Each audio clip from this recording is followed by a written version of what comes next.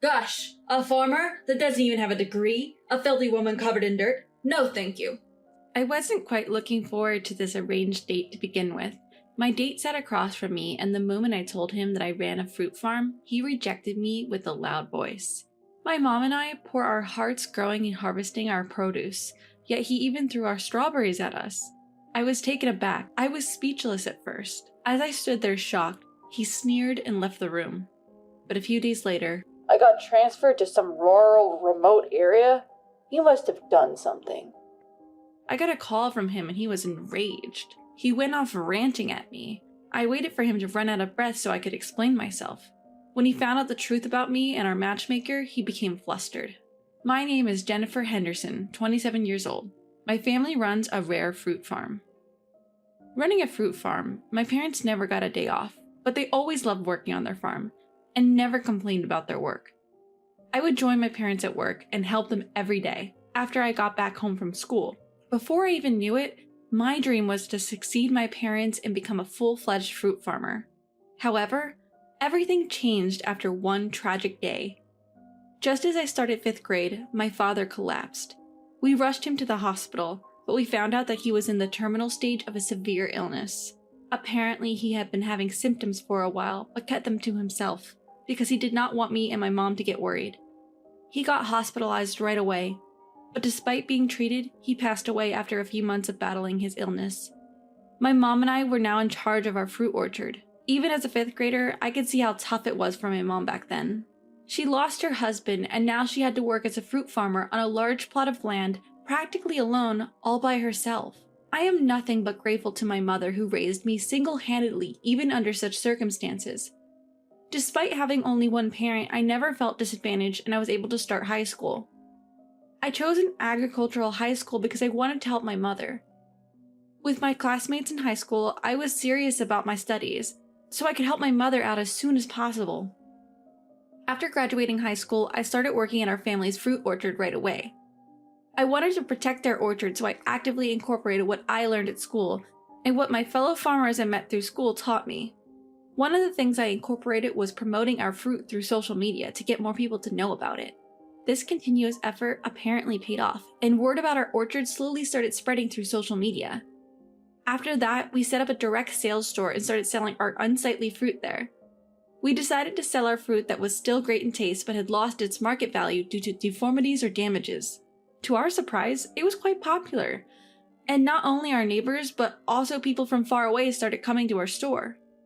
The store took off after several trial and errors, and we received positive comments from our customers too. A few years passed like that, and one day my mother said, "I'm glad things are going well," as she let out a sigh of relief, to which I agreed. Then one of our regular customers, Mr. Miller, brought up a topic saying, "I have something I'd like to discuss. Jennifer, are you interested in trying a blind date?" A blind date? Mr. Miller is a refined gentleman. He always buys a lot of our fruit. Mr. Miller looked a bit troubled, nodded, and smiled. Apparently, someone he knows suggested arranging a blind date for me. Honestly, I wasn't interested in going on a blind date anytime soon, but Mr. Miller is our precious regular customer. I wanted to help him out, if there was anything I could do. "He's said to be a nice man. If you don't feel any spark after seeing him, you can turn him down," said Mr. Miller, and now it was even harder to refuse his offer. Well then, I'll try seeing him. With a light heart, I decided to accept the proposal for a formal meeting. After a while, the preparations for my date started in earnest. That being said, Mr. Miller did most of the preparation for me. I felt bad about it, but he took on the task saying, "I'm the one who suggested you the date." According to Mr. Miller, the mediator from the other party who brought the blind date proposal also seemed to be pleased that I accepted. Seeing Mr. Miller's relieved face, I felt that I could be of some help to him. The blind date took place in a luxury hotel in downtown, something like a high-end hotel in Manhattan. On the day, my mother and I left home early in the morning, and when we arrived at the hotel with time to spare, we were guided by a staff member to a private room. I was nervous waiting for my date. Edward Jefferson was the name of the gentleman I was meeting, an elite from a major food manufacturer. I was well acquainted with his company because of my work, but since I hadn't interacted much with them before, I was slightly on guard. In an attempt to shake off my anxiety, I shook my head lightly and waited for Mr. Jefferson and his party to arrive. About 5 minutes had passed from the appointed time. The door opened and 2 men and women, led by a young man, came to our table. It was Mr. Jefferson and his parents. "Nice to meet you. I'm Edward Jefferson. I'm honored to meet you. I've been looking forward to this day." "I'm Jennifer. Likewise. I look forward to spending time with you today." We introduced ourselves briefly at the table. When Mr. Jefferson finished introducing himself and fell silent, his parents seated next to him spoke next. "We have always been committed to providing our children with the best education from a young age in order to raise excellent children. I had heard that he was an elite from a major food and beverage manufacturer, so I had expected him to be an excellent individual from an early age. However, I didn't expect his parents to start off with such a statement. My mother and I were slightly surprised and responded with, "Oh, really?" Edward himself was also nodding to his mother's words. From there, an unbearable amount of boasting about the Jefferson family began. From the heroic tales of their ancestors dating back to the feudal era to their recent trips to overseas resorts, they went on and on. My mother and I just nodded in agreement, and my neck hurt from all the nodding. I had heard from Mr. Miller that they were good people, but I was worried that the meeting would end with just listening to their stories. However, while the family was getting all chatty, they suddenly turned to me as if they remembered something. "By the way, what was your profession, Jennifer?" I thought Edward should have been informed about my occupation beforehand, but I replied once again. "I'm a fruit farmer." Then Edward's expression froze for a moment. "Huh?" As I was wondering, Edward looked at his parents, his face a mix of disbelief and curiosity, and asked me again, "Are you really Jennifer?" "Yes, I am. I am Jennifer." Even when I said that, Edward had a look of disbelief. "And you run a fruit orchard?" "Yes. My parents originally ran the orchard. I went to an agricultural high school, and since then I've been running my parents' orchard. I lost my father at a young age, and because it's been just my mother and me, I've always wanted to be a help to her." As I explained my background, Edward's expression gradually changed. He looked at me as if he was seeing something unpleasant, and his parents next to him had the same look. Although I found his reaction a bit strange, I called over a staff member and asked him to bring something I had arranged beforehand. "These are the strawberries that we grew at our place. Please try them if you would like." On each of their plates there was a single splendid strawberry. "These are the finest strawberries from our orchard." However, upon hearing this, Edward's face twisted instantly. "Are you looking down on me? It's decent courtesy to present them in a wooden box." Edward grabbed a strawberry and threw it at me. The strawberry that hit my chest squished and its juice splashed. Ah! It all happened in an instant and I couldn't understand what was happening. As my mother and I stood there dumbfounded, Edward and his parents began to speak, still angry. "I got an offer from my boss to see you, which is why we are here. I thought you were some corporate heiress, but you're a farmer?" "Excuse me, what are you talking about? Your boss?" I asked in confusion. I couldn't understand why Edward was angry. Of course, I have never met Edward's boss. I'm guessing that Edward's boss is Mr. Miller's friend or something. However, I guess my response triggered him. "From watching your behavior, I can tell. My boss must have mistaken and arranged the wrong person for me." Edward spoke with such force that he was practically spitting. "Gosh, a farmer that doesn't even have a degree? A filthy woman covered in dirt? No, thank you." Honestly, I never thought I'd be spoken to so harshly upon our first meeting, and I was so surprised that I couldn't find any words to say. However, as I started to process all that he had just said, my anger began to simmer. It was him who mistook me for a corporate heiress, although I even handed him a brief document about me. So why was I getting yelled at like this? What's wrong with being a farmer? Suppressing my rage, I tried to respond as calmly as possible. "I'm glad to hear you say that. After hearing your comments, I feel strongly inclined to decline. Thank you for your time." There was a lot more that I wanted to say, but I kept thinking of Mr. Miller, who has always been kind to me, and I couldn't say anything more. I wouldn't have agreed to this meeting if it weren't for Mr. Miller. I was never interested to begin with. As I sarcastically thanked Edward, he sneered and quickly left the room with his parents. He must have thought I was just acting tough, but I didn't feel like correcting him, so I just picked up the squashed strawberry that had fallen on my lap. My mother watched this with a sad expression. Seeing my mother's face made my heart ache. We put in so much hard work to grow our strawberries. How dare he treat them like trash? Right after the meeting ended, I decided to tell everything about the incident to Mr. Miller. When Mr. Miller heard our story, he was very surprised, saying, "That's not what I heard. I was told he was a gentleman." And he apologized to me and my mother. Clearly, Mr. Miller is not at fault here.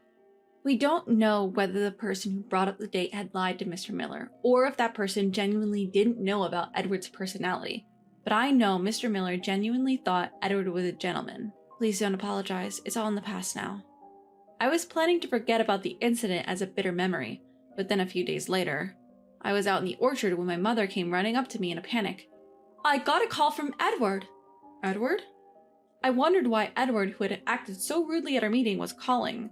I rushed back to my office, answered the phone with a sense of disbelief. What on earth did you do? Before I could even say hello, I was yelled at so loudly over the phone that his voice seemed to crack. Surprised, I almost dropped the phone on the floor. Why are you yelling all of a sudden? What's going on? I tried to respond calmly without being affected by Edward's emotion, but on the other end of the phone, Edward seemed to be furious, raising his voice even more. I got transferred to some rural, remote area with my father. You must have done something. I know it's you. Did you tell on me to my boss? Upon hearing this, I guessed that Mr. Miller must have relayed my story to our matchmaker. He went off ranting at me. I waited for him to run out of breath so I could explain myself. Isn't it your fault for doing something that your boss wouldn't approve of in the first place? Hey, so it was you, wasn't it? Let me be clear. I don't even know your boss, so I didn't rat you out. However, I did talk about the incident to the mediator, the person who suggested I see you. The mediator? Edward's voice became a little suspicious. Apparently, he had forgotten that there was a mediator on my side as well. Initially, this blind date was mediated by Mr. Miller, the chairman of a major department store. Did you know that? Huh? The chairman? I could hear Edward's deflated voice. I couldn't tell whether he understood or not, but I was planning to wait for Edward's reaction. Edward, you look down on our orchard, but it's actually a high-end brand in our industry. We even received a proposal for a partnership from a company where you work. Did you really not know that? Huh? A brand? A partnership? What are you talking about? Even after I said all this, Edward on the other end of the phone was only getting more confused. Apparently, he really didn't know anything. In fact, we had received partnership offers from the food manufacturer where Edward works several times. However, to maintain our quality, it was difficult to increase the number of dealers, so we had to turn them down. When I received the blind date proposal and found out that the partner worked at this company, I immediately suspected their motive. Edward's boss probably thought that by arranging a date between Edward and me, they could establish some kind of connection. I knew this, so I wanted to refuse the offer. Thanks to Edward acting on his own, I was able to reject him without feeling guilty, so I actually got lucky. So, what does this mean? I thought it was just another orchard. His initial, confident attitude had completely vanished. His tone had dropped significantly, filled with anxiety and confusion. I didn't know whether he was talking to himself or asking me for an answer, but he might have finally understood the implications of his actions. In the end, there was one more thing I had to tell him, so I called out. Edward, the strawberry you threw at our meeting, each one cost $100, and they are not easily available because they are all pre-ordered. $100 for a single berry? I heard the most flustered voice of the conversation from the phone, which made me feel slightly relieved. It's the best strawberry produced at our orchard that you look down upon. I was shocked by how you reacted, but maybe it's good that someone like you didn't have it. I vented all the things I couldn't say during our meeting. Edward was speechless, in shock, and I quickly hung up the phone. After hanging up, I felt a sense of accomplishment, and I felt like the frustration I had been carrying since the meeting had been resolved. According to Mr. Miller, just like Edward said on the phone, he and his father were both transferred. They were transferred to a rural area, far from the city center, which seemed to be a humiliation for them, having always lived in the city. As someone who's worked with soil and fruit every day and loved it, I can't understand their feelings at all. Probably he will never be able to return to the fast track, said Mr. Miller. Since he ruined our meeting that could have secured him a bright future, I guess it was a sensible decision by the authorities. After that, Mr. Miller, who felt responsible for this incident, asked me, "Could you give me one more chance? I will introduce someone I personally know well this time." So I decided to have another blind date. After what happened last time, I had no intention of ever going on a blind date again, but the man Mr. Miller brought along was the kind of person who could overturn such feelings of mine. He was an easygoing employee from Mr. Miller's company. He listened attentively while I talked and responded joyfully to my stories. And when he saw the strawberries I brought out, he was full of interest, exclaiming, "I've never seen strawberries like this before. How do you grow them?" We hit it off on the blind date, and after a year of dating, we decided to get married. "I want to be by your side, Jennifer. You grow such wonderful strawberries, and I want to help," he said. With those words, he quit his job, moved to our farm, and began to work with us. My mom also shed tears of joy, saying, "It's great to have such a wonderful son-in-law. I truly feel so lucky to have someone as warm-hearted as him by my side." I believe that with him, we can continue to protect the farm that my parents cherished. As I cherish my happiness with my family, I want to continue growing delicious fruits that everyone will love.